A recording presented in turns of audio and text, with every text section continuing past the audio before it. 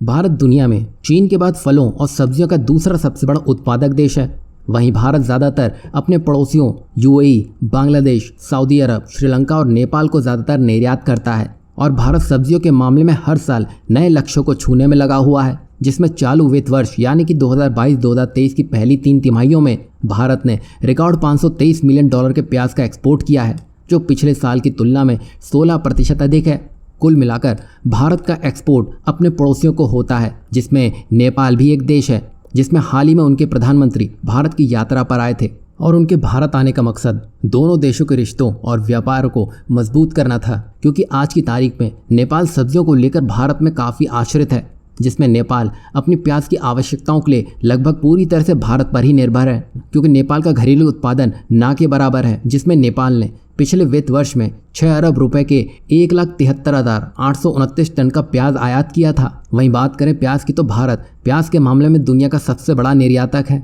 जिसमें बांग्लादेश, नेपाल, मलेशिया और श्रीलंका जैसे देश सभी भारतीय शिपमेंट पर भरोसा करते हैं। और अब इन्हीं सब के बीच लगता है नेपाल ने भारत के लिए कुछ और ही सोचा हुआ था, जिसमें नेपाल की तरफ से इंपोर्टेड प्याज, आलू, लहसुन, टमाटर, फ्रोजन हरी पत्तेदार सब्जियां, बीन्स, पालक, स्वीट कॉर्न और अन्य हरी सब्जियों पर 13% वैट लगा दिया है। और नेपाल ने ऐसा इसलिए किया है क्योंकि नेपाल बड़ी मात्रा में सब्जियों का इंपोर्ट भारत से करता है, तो इसके लिए पैसा भी चुकाना पड़ता है। अब भारतीय सब्जियां महंगी करके नेपाल ने अपने ही पैरों पर कुल्हाड़ी दे मारी है, क्योंकि नेपाल में महंगाई ने पहले से ही देश की कमर तोड़ रखी है। ऊपर से अब टैक्स लगाकर नेपाल ने अपना बंटाधार कर लिया है और अब भारतीय ट्रक्स की शिपमेंट नेपाल में नए टैक्स की वजह से अपने गंतव्य तक नहीं पहुंच सकी, जिसकी सीधी चोट नेपाल की आम जनता को लग रही है, जिसको लेकर अब इस टैक्स को हटाने की मांग भी तेज हो चली है। वहीं आने वाले समय में मानसून आता हुआ दिखाई देगा, तब सब्जियों के भाव आसमान छूते दिखाई देंगे। अगर ये इम्पोर्ट टैक्स नहीं हटाया जाएगा तो आप सोच सकते हैं नेपाल में किस तरह का संकट आ सकता है।